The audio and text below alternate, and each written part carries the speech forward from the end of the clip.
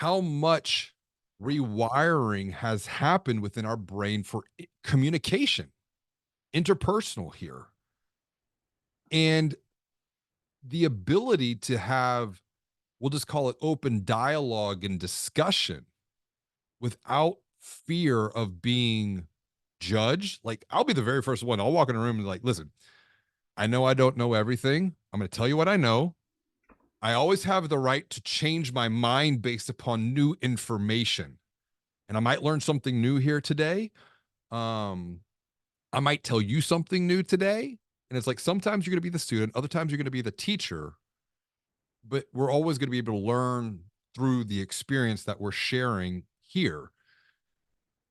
And I guess the thing is when we think about whether it's internal, back to your point, Rich, whether it's a 400 person organization or 400,000 person organization, you've got motivation driving everything at the individual level, the team level, the organizational level, or you're facilitating from the outside.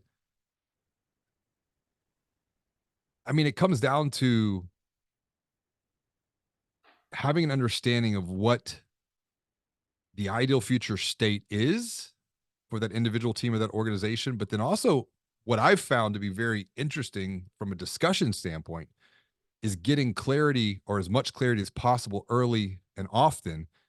And this is probably where the conflict starts to arise. And sometimes we have to think about, well, how is social media either limiting our ability to share and speak freely, openly, and honestly because of whatever we've rewired our brain from that type of an engagement to either share or to not to share?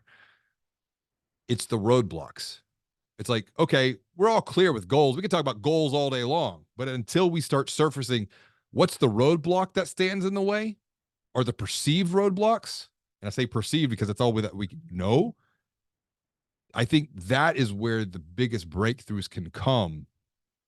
Because typically we don't talk about those things until we're running up against them.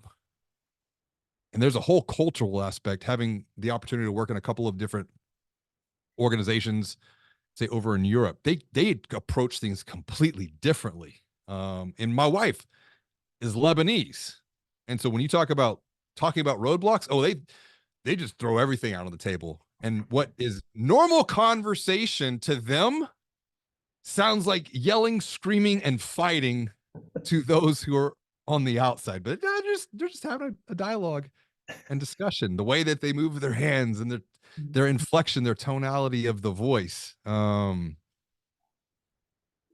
I like what you're saying here, Katie. I'm starting with how I can change my personal system. What do you mean by that right here? Okay, so I guess I should confess that I've been reading Michael Hyatt's No Fail Communication. So that's where a lot of this is coming from. So I guess it's just how do I communicate with others, and how can I change the way that I do that? Mhm. And as I do that and see how it improves and there's less confusion and more clarity with those that I'm working with, then how can I influence the organization at large to be more intentional in Mm. the way that we communicate ideas and information to the company at large, to our employees at large? And we're not a big organization, right? We're like 115-ish employees, so we're very small. But I guess there's just a lot swimming around in my mind right now Well, on what to do with that. I appreciate, Rich. You Mm-hmm. talk about this idea, this angle of what's in it for me, but through their perspective. Joe Polish, who runs a platform and a group called Genius Network, wrote a book last year.